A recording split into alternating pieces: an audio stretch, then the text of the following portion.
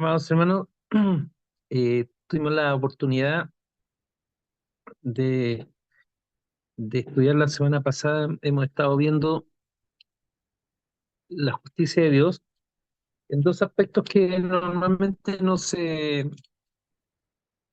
no se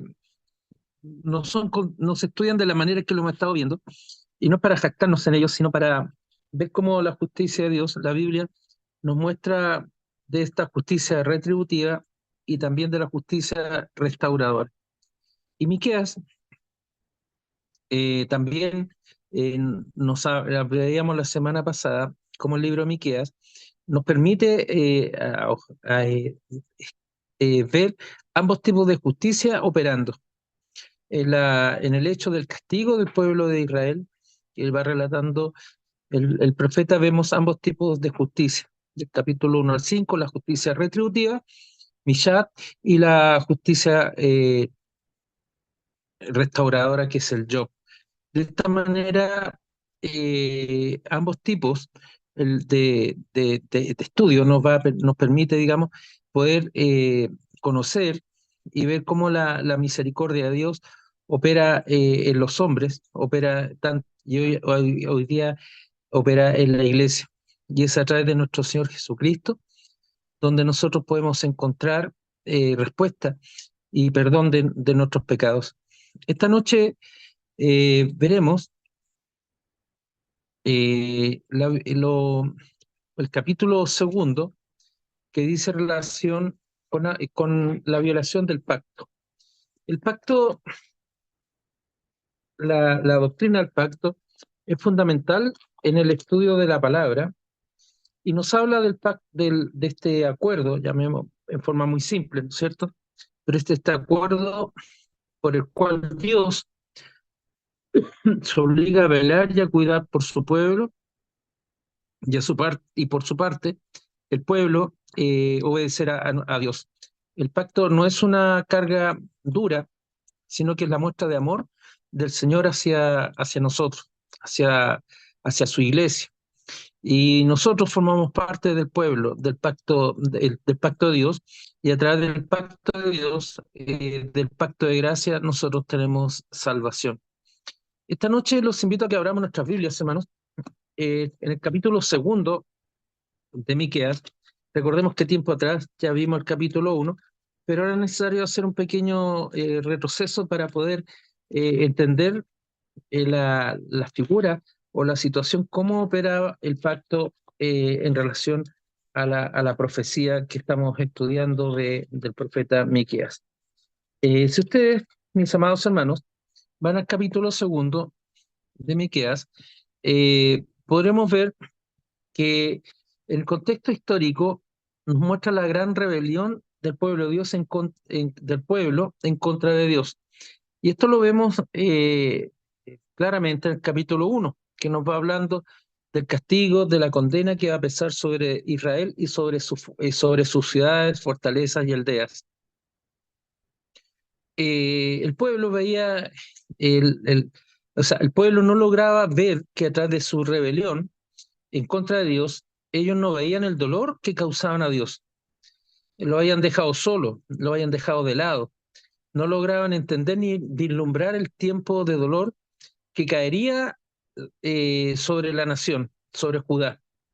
El pecado nubla nuestra mente, nubla nuestro entendimiento, endurece nuestro corazón.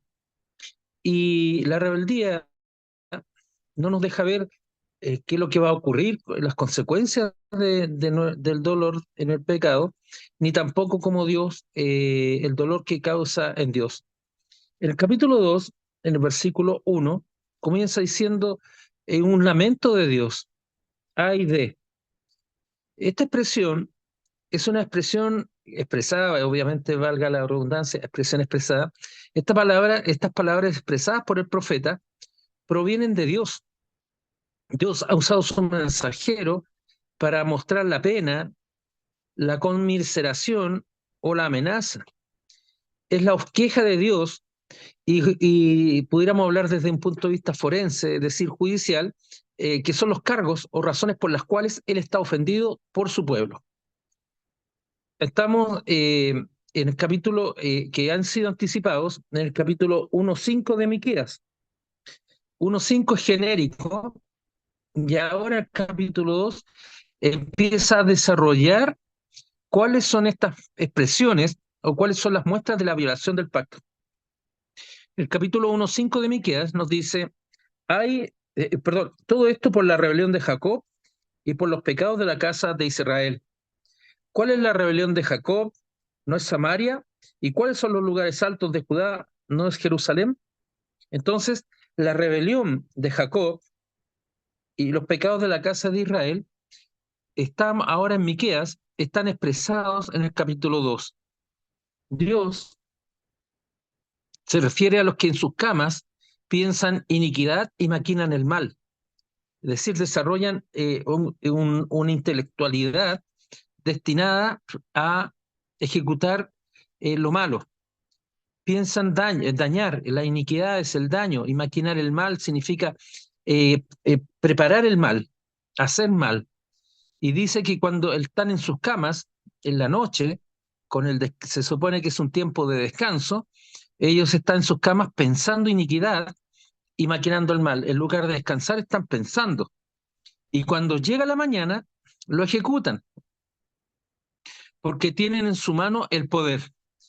Y esto está dicho con signos de exclamación. Hay de los que en sus camas piensan iniquidad, maldades, y maquinan, desarrollan el plan para ejecutar el mal. Y en la mañana se levantan para ejecutarlo. ¿Y por qué lo ejecutan? Porque obran sobre seguro, pensando ellos que nada les va a ocurrir, porque ellos tienen el poder, en su mano el poder. Es una visión humana la que aquí nos está mostrando el profeta, la que Dios nos está hablando, de que estos hombres piensan iniquidad, maquinan, hacen planes, los ejecutan porque piensan que nada les va a pasar, porque tienen el poder en sus manos.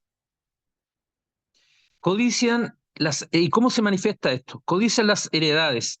Las heredades son las propiedades ajenas y las roban.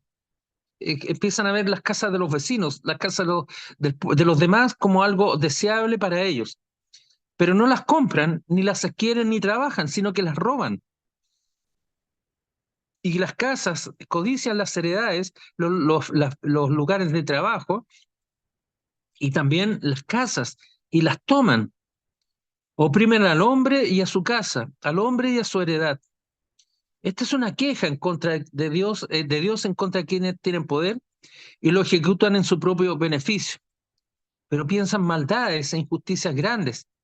En la mañana las ponen en práctica y en lugar de estar reposando, descansando, están alertas para actuar con premeditación y alevosía.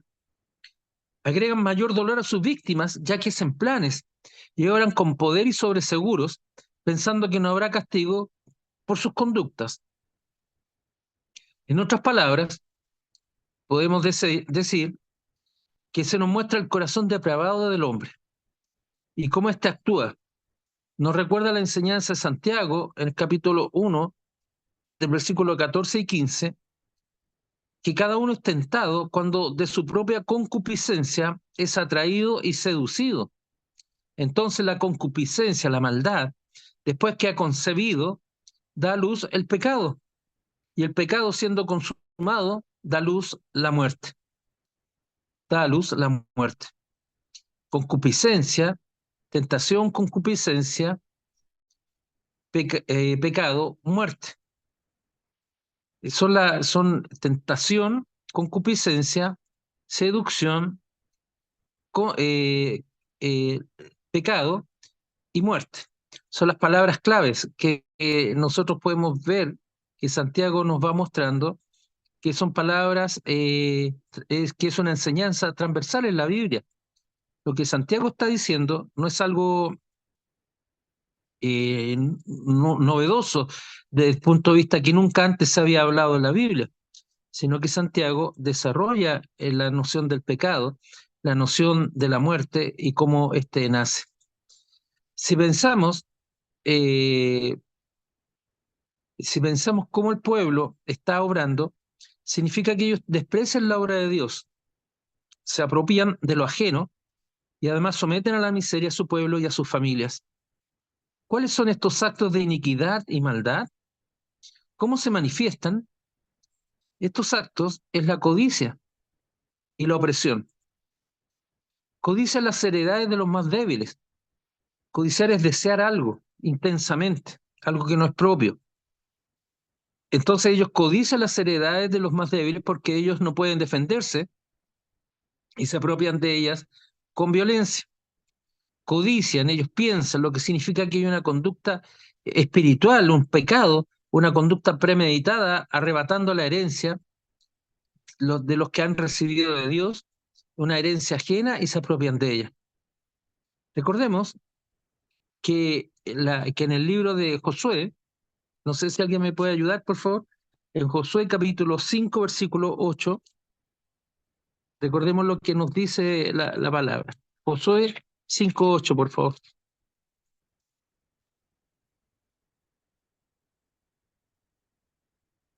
Perdón, 5:8. 5:8. Dice, y cuando acabaron de circuncidar a toda la gente, se quedaron en el mismo lugar, en el campamento, hasta que sanaron. Claro, acá nos está diciendo, gracias manita, que estos hombres hicieron el pacto con el Señor, la circuncisión es señal del pacto, por el cual ellos, como pueblo, ante la entrada a la tierra prometida, ellos iban a obedecer al Señor. Pero recordemos que además que Dios distribuyó las tierras prometidas a todo su pueblo en forma justa y buena. Y de esta manera, estos hombres van en contra de lo que el Señor ha mostrado precisamente en el libro de Josué, en el cual, en el capítulo 5:8, nos dice que ellos hicieron una promesa de respetar al Señor, de respetar al pueblo, de respetar el pacto. Así también nos muestra la palabra que Josué, cuando entra a la tierra prometida y distribuye la tierra, no lo hace por un interés político o que él sea un hombre que sea por sí solo generoso, sino que le está cumpliendo el mandato de Dios. Es decir, aquí estamos frente a un caso en el cual ellos, entrando a la tierra prometida, ellos lo que hicieron fue precisamente todo lo contrario y desobedecieron. Luego, con respecto a la opresión, en el capítulo 2 que estamos viendo en este momento, el capítulo 2:2, dice que pareciera que reitera la idea anterior sobre las cosas, pero al repetir la expresión casas nuevamente, está hablando, antes está refiriendo a las porciones, pero ahora también agrega que oprimen a los que viven en ese lugar. Es un concepto ya no de casa física, sino que es el concepto que nosotros entendemos por hogar. Producen agobio y sosiego grave al hombre, sus familias y descendencia. Es decir, aquí lo que nos está mostrando, que codician las heredades y las roban, codician y casas y las toman, oprimen al hombre y a su casa, en el capítulo 2, en la parte segunda, está diciendo oprimen al hombre y a su casa, al hombre y a su heredad. Podríamos entender este concepto de casa y heredad, no en lo físico, sino que ahora es un concepto de hogar, del lugar del trabajo, el lugar de que un lugar donde uno tiene el reposo con su familia. Y la explicación está dada porque la codicia recae sobre cosas ajenas y oprimir es sobre la persona. Pero recordemos lo que dice el mandamiento en Éxodo 20:17. Alguien que me ayude, por favor, Éxodo 20:17.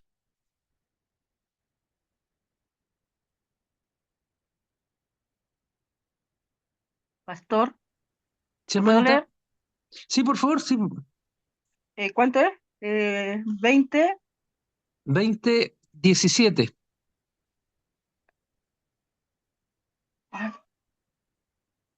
Oh, pastor, me olvidé que lo que tengo que leer.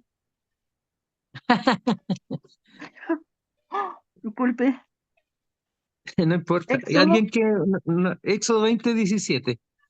ya, Éxodo 20:17. No codiciarás la casa de tu prójimo, no codiciarás la mujer de tu prójimo, ni su siervo, ni su criada, ni su buey, ni su asno, ni cosa alguna de tu prójimo. ¿Ese era? Miren, esa es, gracias, manita. Miren, la actitud que dice Miqueas en el capítulo 2, versículo que estamos estudiando en este momento, en el versículo segundo, en comparación a Éxodo 20:17. Dice todo lo contrario al mandamiento del Señor. No codiciarás la casa de tu prójimo, y aquí parte diciendo que estás codiciando la casa de los prójimos. No codiciarás a la mujer de tu prójimo, ni a su siervo, ni a su criada, ni su buey, ni su asno, ni cosa alguna de tu prójimo. Y estos hombres, ¿qué es lo que hacen? Todo lo contrario. Todo lo contrario. Ellos, ¿qué es lo que están haciendo? Expresamente codiciar las cosas del prójimo. Codician su mujer, codician al siervo y codician a sus criados y a su buey. Entonces aquí vamos viendo cómo estos hombres están rompiendo, están actuando en contra del pacto de Dios, ¿ya? Eso es una muestra clara que Dios está hablando en estos ejemplos, claramente que ellos están violentando el pacto. También, que podemos ver la gran diferencia con el salmista en lo que nos dice el Salmo 4:8. No sé si alguien lo puede leer, por favor, o repetir. Salmo 4:8.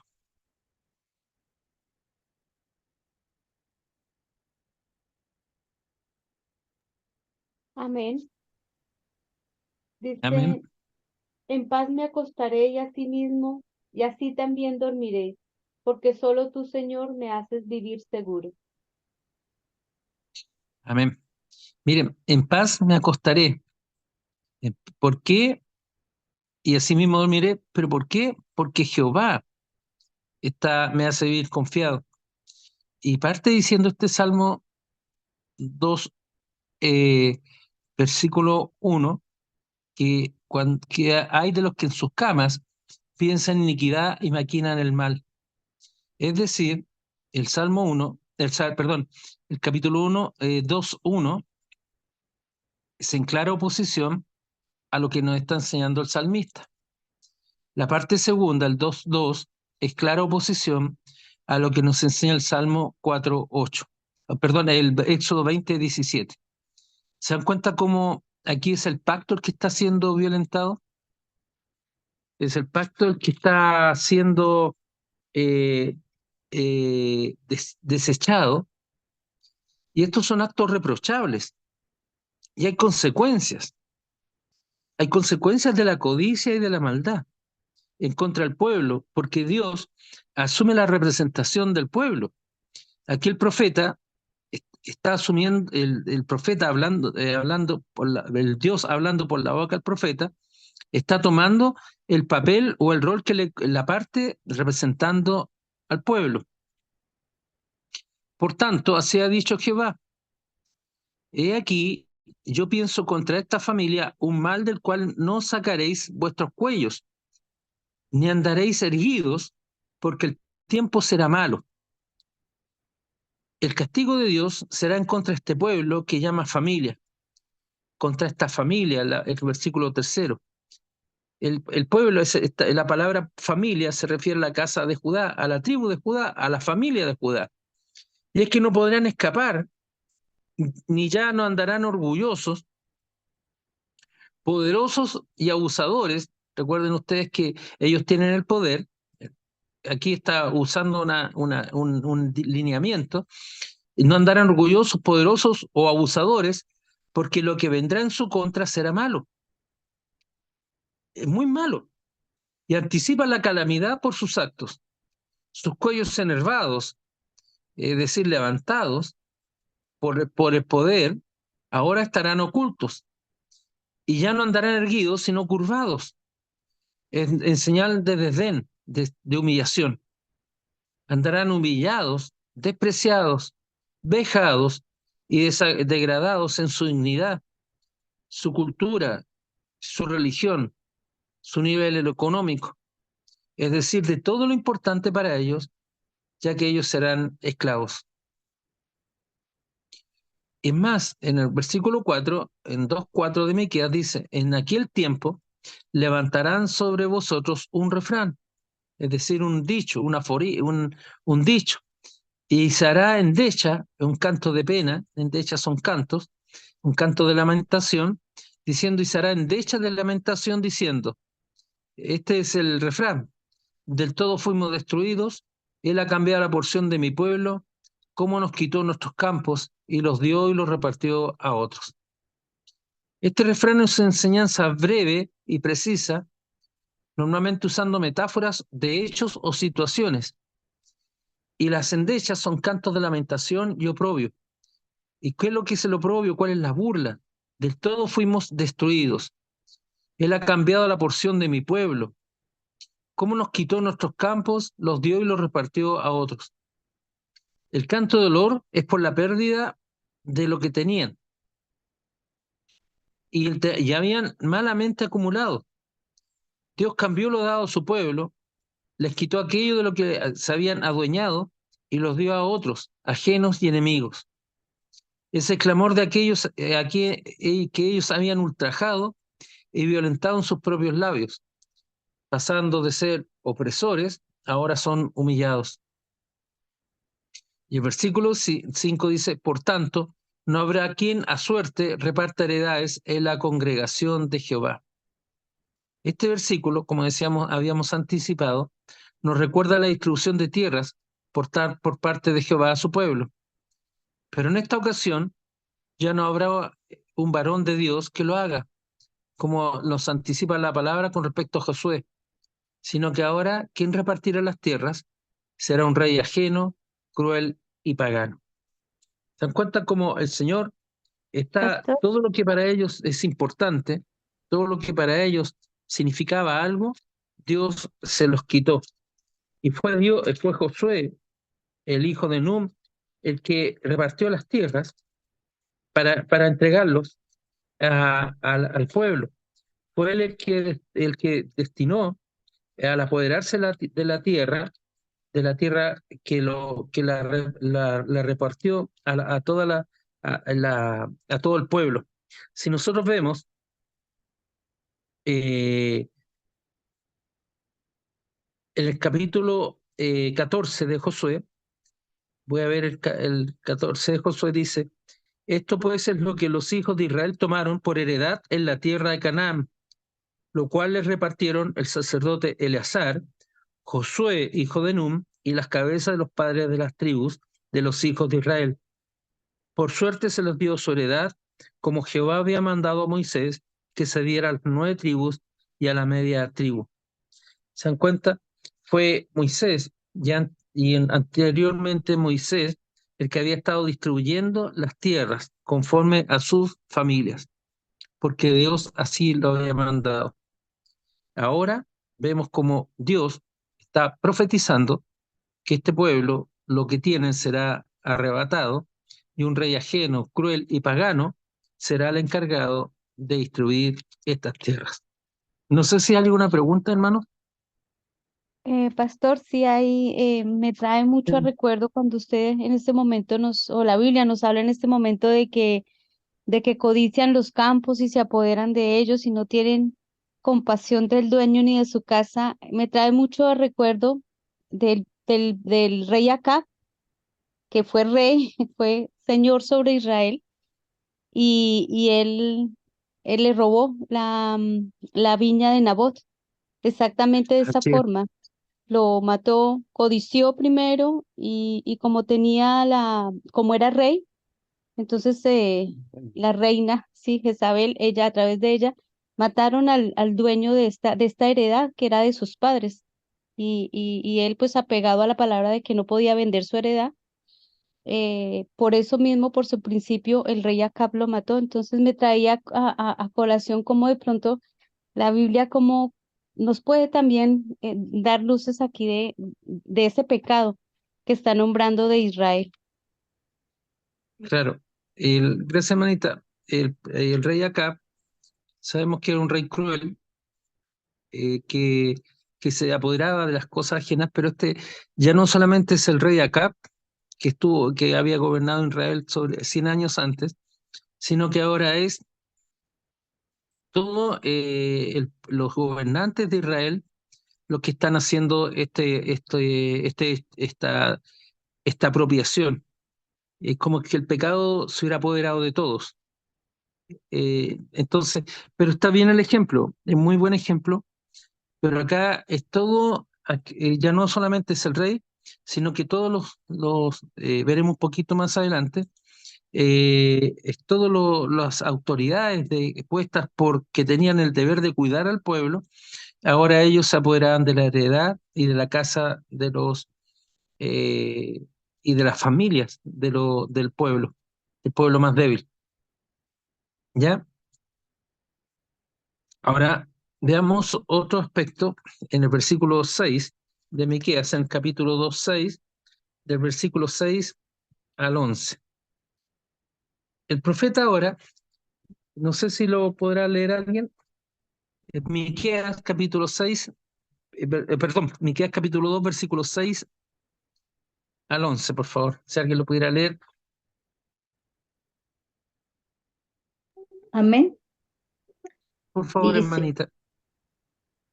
no profeticéis, dicen a los que profetizan, no les profeticen, ya verá, no profeticéis, dicen a los que profetizan, no les profeticen porque no les alcanzará vergüenza.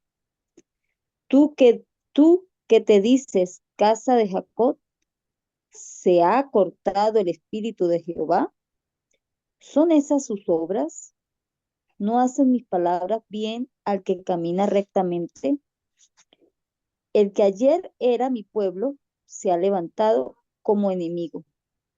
De sobre el vestido quitasteis las capas atrevidamente a los que pasaban, como adversarios de guerra. A las mujeres de mi pueblo echasteis fuera de las casas que eran su delicia. A sus niños quitasteis mi perpetua alabanza. Levantaos y andad, porque no es, porque no es este lugar, porque no es este el lugar de reposo, pues está contaminado, corrompido grandemente. Si alguno, andando con espíritu de falsedad, mintiere diciendo, yo te profetizaré de vino y de sidra, este tal será el profeta de este pueblo. Ya. Ahora el Señor habla de otro aspecto del grave pecado que está viviendo Israel, o el Judá, específicamente. Y en estos versículos, el profeta Miqueas profundiza en relación a los cargos, es decir, cargos son acusaciones para con estos hombres codiciosos y opresores. Ahora, su relato se vuelca a una serie de diálogos y respuestas para llegar a la relación espiritual en que se encontraban para con Dios. Lo que hemos visto en el versículo del 2 al 5, capítulo 2, versículo del 1 al 5, es la relación de opresión material, de la codicia, de lo que habita en el pecado de estos hombres. Pero ahora el Señor avanza y entra a examinar la relación espiritual en que se encontraban para con Dios. Dice el versículo 6, 2:6, no profeticéis, dicen a los que profetizan, no les profeticen porque no les alcanzará vergüenza. Los opresores y líderes del pueblo disponen que no deben profetizar los enviados de Dios.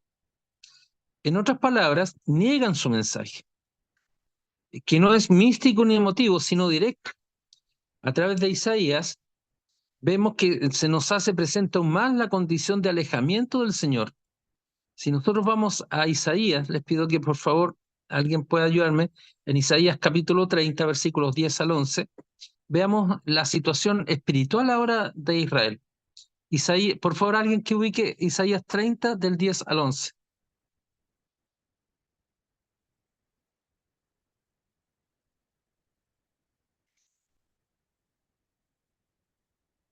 Amén. ¿Qué dicen a los videntes? Venga, un momentito.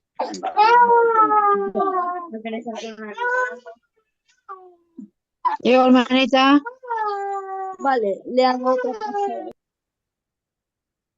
¿qué dicen a los videntes? No veáis, y a los profetas, no nos profeticéis lo recto, decidnos cosas halagüeñas, profetizad mentiras. Dejad el camino, apartaos de la senda, quitad de nuestra presencia al Santo de Israel. Ya. Es fuerte eso, y es mucho más directo. Los videntes, aquellos que ven el futuro, y los profetas, aquellos que entregan el mensaje de Dios, los enviados, estos hombres le dicen, el pueblo, los gobernantes le dicen, no nos profeticen, no nos hablen de lo recto, mejor díganos cosas bonitas, halagueños, aunque sean mentiras, preferimos escuchar algo bonito, aunque sean mentiras. Dejen el camino, apártense de nosotros. Quitad de nuestro caminar el salmo, al Santo de Israel, no nos metan la religión. Eso es lo que está diciendo. No, no queremos escuchar de Dios, no necesitamos a Dios. Háblenos cosas que nos gusten. Pero en estos diálogos, Dios les responde como dándoles una razón aparente, ordenando que no se les va a profetizar. En el versículo 6, capítulo 2, versículo 6, parte segunda, dice, no profetizáis los que profetizan, y Dios dice, no les profeticen porque no les alcanzará la vergüenza. O sea, yo no voy a perder el tiempo con este pueblo, está diciendo Dios. ¿Se dan cuenta? Hay dos, una parte que dice, no profetizáis, dicen a los que profetizan. Los gobernantes dicen esta frase, pero ahora Dios, a través del profeta, les dice que no les va a profetizar. ¿Por qué? Porque no les va a alcanzar la vergüenza. Entonces, pero esta aparente razón, aparente consentimiento de Dios ante el pecado, ha ordenado que no se les va a profetizar más, no se les va a advertir más a través de los mensajeros que él ha enviado. ¿Por qué? Porque al rechazar no tendrán ni siquiera vergüenza que mostrar. Y veamos cómo se puede explicar esto, esta aparente contradicción o aparente consentimiento de Dios a que no se profetice más. Alguien que lea, por favor, Hechos 7, 51 al 53.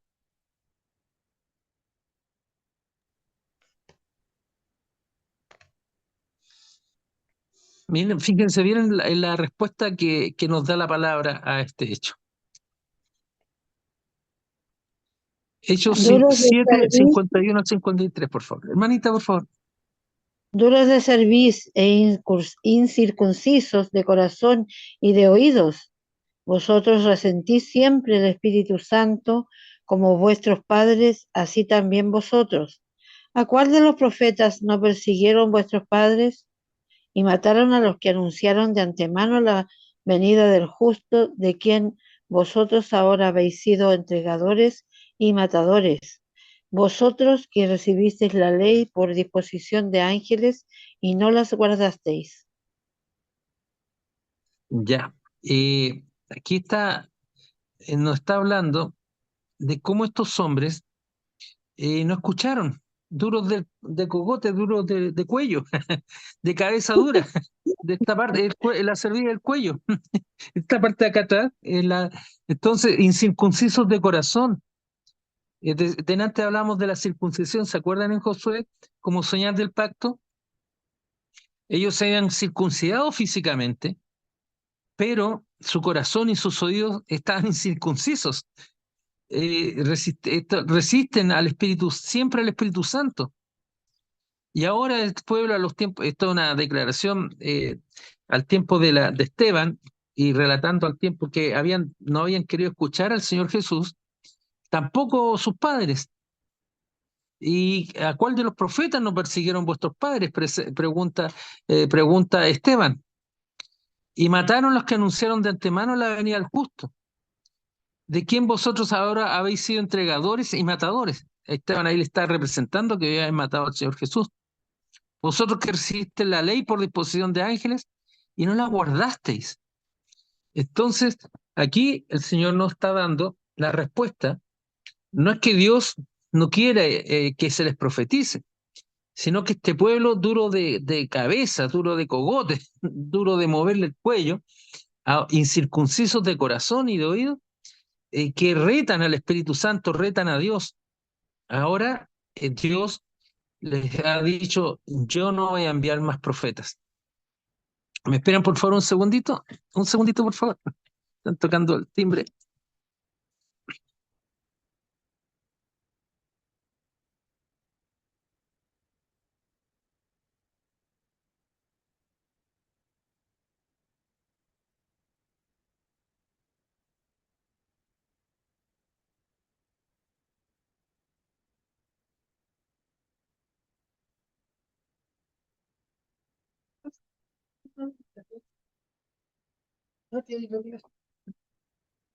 Ya. Entonces, ¿aló? Ahora, volviendo a Miqueas, se me fue. Perdón, ahí sí. Volviendo a Miqueas, mire lo que dice el versículo 7, 2:7.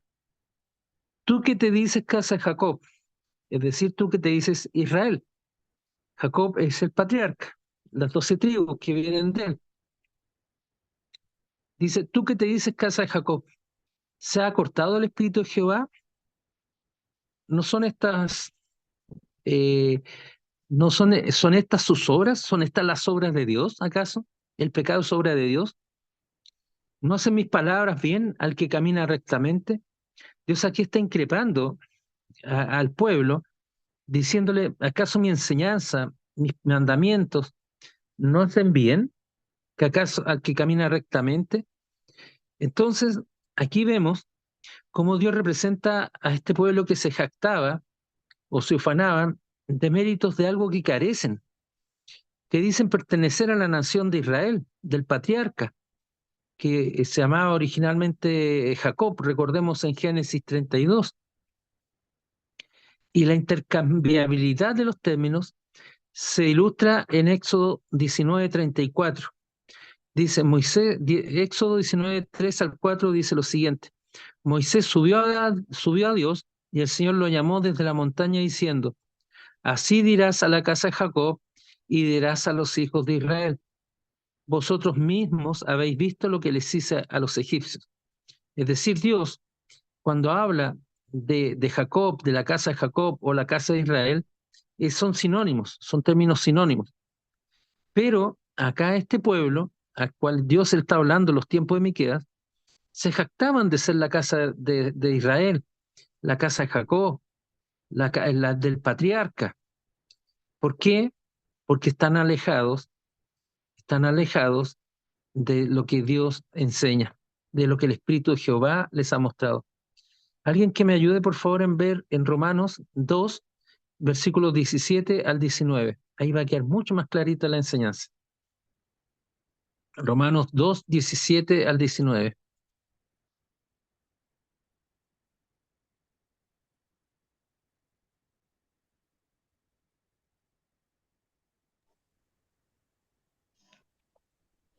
He aquí, tú tienes el sobrenombre de judío y te apoyas en la ley y te glorías en Dios y conoces su voluntad e instruido por la ley apruebas lo mejor y confías en que eres guía de los ciegos, luz de los que están en tinieblas. ¿Se dan cuenta? Tú tienes sobrenombre judío, tú tienes una responsabilidad. Te apoyas en la ley y te glorías en Dios. Conoces su voluntad y estás instruido por la ley. Apruebas lo mejor y tú confías que eres guía de los ciegos. Tú ves, tú tienes la luz de los ciegos y de los que están en tinieblas. Pero este pueblo vive sin el Espíritu de Dios. alejado de su palabra y enseñanza. Es un pueblo desobediente, sacrílego, deshonrando el nombre de Dios, ignorando sus mandamientos y ordenanzas. Al ver su obrar, se ve que sus obras están muy alejadas de la voluntad de Dios y solo son obras de hombre, guiadas por perversidades egoístas, abusadores que se apropian de lo ajeno, que ignoran que en la ley de Jehová está su delicia y su descanso, como nos dice el Salmo 1, mostrando que hay bendición y bienestar si se obedece a la ley. Pero este pueblo no lo está haciendo. Por eso el versículo en Miqueas, volviendo a Miqueas, el capítulo 2:8 dice: el que ayer era mi pueblo se ha levantado como enemigo. De sobre el vestido quitasteis las capas atrevidamente a los que pasaban como adversarios de guerra. A las mujeres de mi pueblo echasteis fuera de las casas que eran su delicia. A sus niños quitasteis mi perpetua alabanza. Aquí nos muestra dos cosas. Nos muestra que Jehová, a través del profeta, rechaza a su pueblo, rechaza al pueblo, ¿no es cierto? Y le dice que lo rechaza como enemigo, porque el pueblo se ha levantado como enemigo de Jehová, porque ellos robaron y hurtaron las ropas, despojando, y están los ejemplos siguientes. Hay dos ejemplos. Quitaron el vestido de los hermanos, quitaron el vestido los avergonzaron, y quitaron a los que abrigaron, lo que los abrigaban. Y de esta manera deshonraron a Dios, deshonraron sus hogares o sus casas. Las casas, el hogar es símbolo de cuidado y protección de lo que Dios les había dado.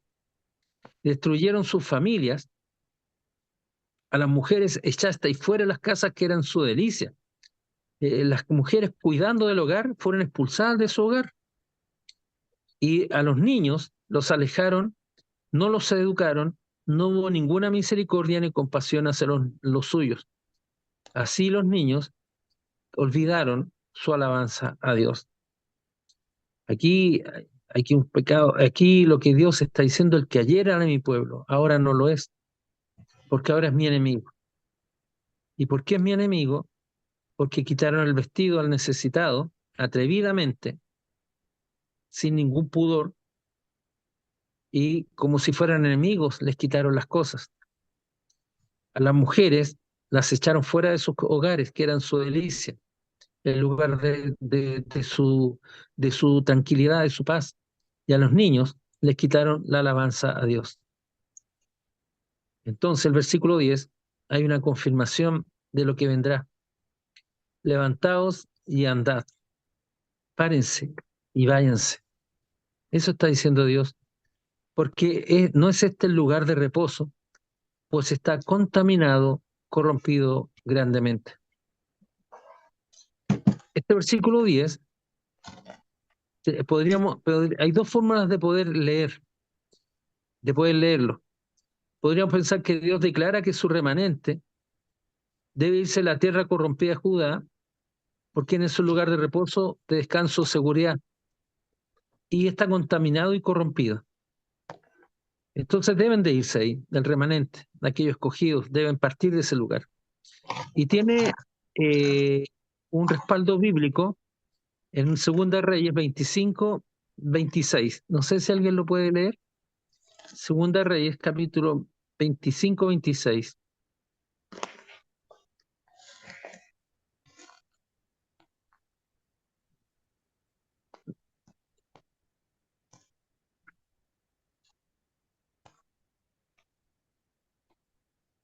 ¿Cuál es el ¿Lo pueden ver? capítulo, pastor? 2 Reyes, capítulo 25, versículo 26. Dice, y levantándose todo el pueblo, desde el menor hasta el mayor, con los capitanes del ejército, se fueron a Egipto por temor de los caldeos. Ya, los caldeos fueron los que destruyeron la ciudad de Jerusalén y el templo 100 años después. Y en 2 Reyes 25-26 dice que el pueblo se levantó y huyendo hacia Egipto.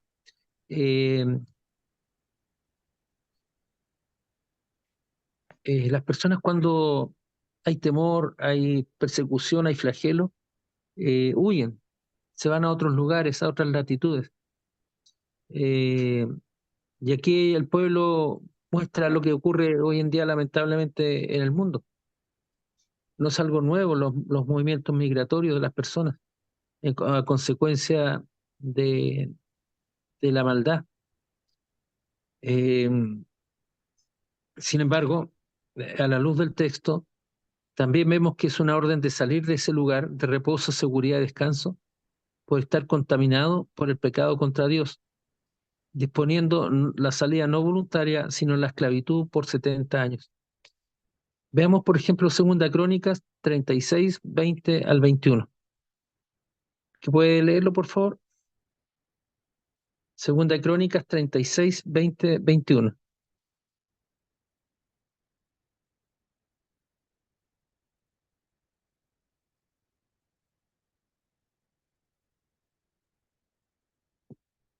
¿Lo pudieron encontrar?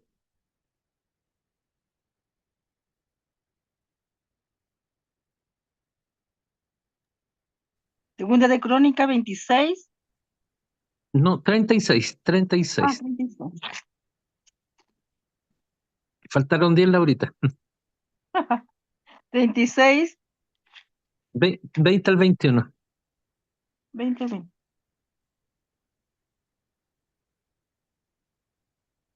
Los que escaparon de la espada fueron llevados cautivos a Babilonia y fueron siervos de él y de sus hijos, hasta que vino el reino de los persas, para que se cumpliese la palabra de Jehová por boca de Jeremías, hasta que la tierra hubo gozado de reposo, porque todo el tiempo de su asolamiento reposo, hasta que los 70 años fueron cumplidos. Ya, veamos, Laurita, si puede ver Jeremías 21 del versículo 8 al 10. Al 11, perdón. Jeremías 21 Jeremías, del 8 al 11. ya.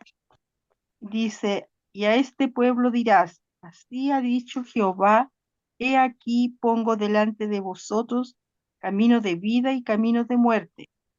El que quedare en esta ciudad morirá a espada, de hambre o de pestilencia, mas el que saliere y se pasare a los caldeos que os tienen sitiados vivirá, y su vida le será por despojo. Porque mi rostro he puesto contra esta ciudad para mal y no para bien, dice Jehová, en manos del rey de Babilonia será entregada y la quemará fuego. Y a la casa del rey de Judá dirás, oíd palabra de Jehová. ¿Hasta ahí? Ya, el versículo 11 dice, si alguno andando con espíritu de falsedad mintiere, perdón, hasta ahí está fuego, está bien, perdón. Entonces, volvamos ahora a Miqueas y dice, si alguno andando con espíritu de falsedad mintiere diciendo, yo te profetizaré de vino y sidra, tal será el profeta de este pueblo. Ahora Dios, perdón, antes me voy a explicar un poquito antes el versículo 10, levantaos y andad. Tenemos dos posibles interpretaciones que nos habla que una que o el pueblo huyó, el Segunda Rey 25-26, o bien el pueblo fue deportado en Segunda Crónicas 36, 20, 21 y Jeremías 21 del 8 al 10. Ambas posiciones tienen fundamento bíblico. Huyeron porque la tierra estaba contaminada, o bien fueron castigados, llevados cautivos porque la tierra estaba contaminada. ¿Ya? Si ustedes encuentran cualquiera de las dos visiones que puedan tener, tienen respaldo bíblico. Y pudieran ser ambas incluso. Muchos huyeron, pero la palabra dice que es lo que nos dice, perdón, no nos dice que muchos huyeron, sino que dice que fueron todos muertos. Fueron todos, y los que salvaron fueron enviados cautivos. Entonces, es una palabra muy fuerte la que ocurrió.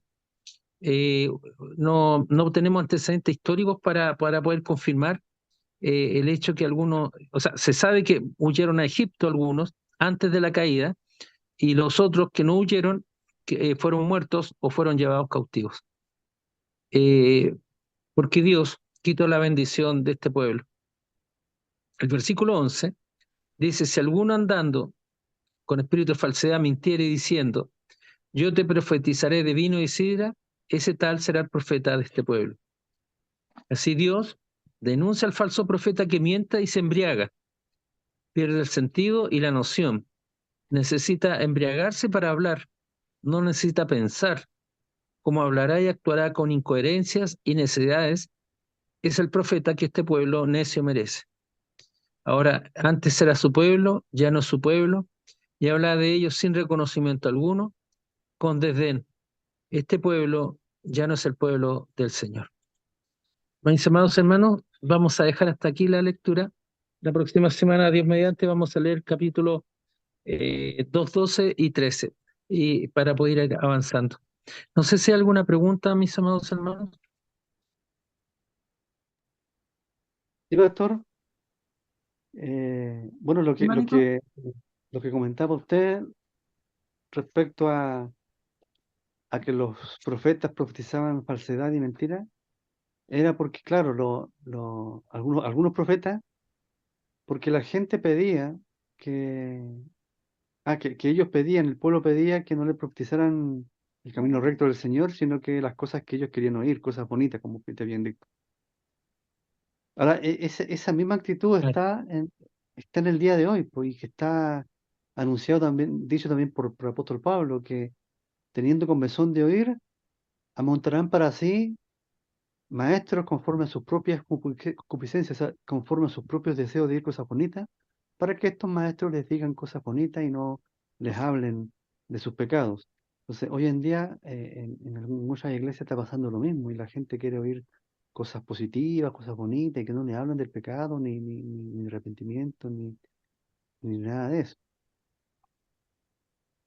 Claro.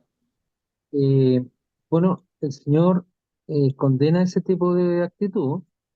Dios, no, si Él quisiera, no es un Dios que le guste vernos sufrir, pero la salvación dada por nuestro Señor Jesucristo actúa en el pecador que se arrepiente. Es el pecador que reconoce su pecado, se arrepiente y confiesa al Señor Jesucristo como su Rey, Señor y Salvador. Entonces, nosotros, efectivamente, como dice nuestro hermano, hoy en día vemos hecho eso dentro de la iglesia. Esto es bíblico, no es algo, si uno se pone a pensar cómo el profeta, eh, 700 años antes del Señor Jesucristo, estamos hablando casi 3000 años antes de esta era, vemos cómo el Señor mismo nos va mostrando y las cosas que nos va hablando se están mostrando hoy en día. Entonces, este pueblo que se declara ser pueblo del Señor ya no es su pueblo. Es para pensar, es para meditar bastante. Eh, y eso nos habla de una realidad espiritual ajena, alejada por parte del pueblo de Israel, de parte de la casa de Jacob, la casa de Israel. No sé si hay alguna otra pregunta, hermanos amados.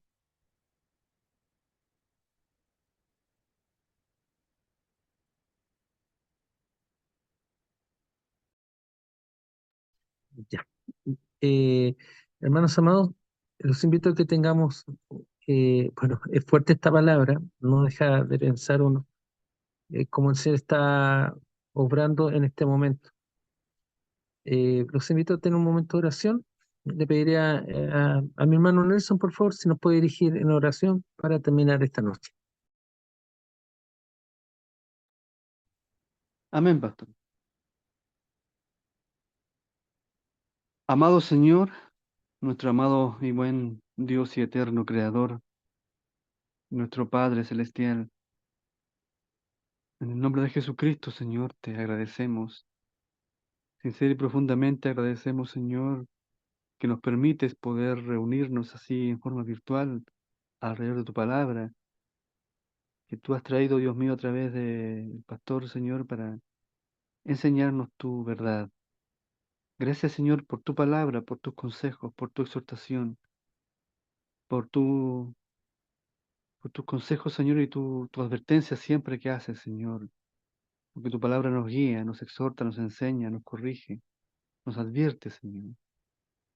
Tú advertías al pueblo, tú aconsejabas al pueblo, llamabas al pueblo, Señor, y mucho de tu pueblo se negaba a oír, Señor. Yo te ruego que tú en tu misericordia nos permitas eh, que no seamos rebeldes, Señor, que no seamos orgullosos ante tu palabra y poder humillarnos ante ti, Señor, ante tu mano poderosa, para oír tu voz, Señor, y como bien dice tu palabra, oír tu voz, tu palabra y hallar el bien. Eterno Dios, gracias, gracias por permitirnos eh, oír tu palabra y poder guardarla en nuestro corazón como consejo y como enseñanza y guía, Señor. Y ten misericordia de aquellos que hoy en día, Dios mío, se niegan a oír tu palabra, se niegan a oír tu consejo y quieren guiarse, Dios mío, por sus propios pensamientos y sus propios deseos. Ten compasión, Señor, y misericordia de tu pueblo. Gracias, Dios mío, en el nombre precioso de Jesús. Amén.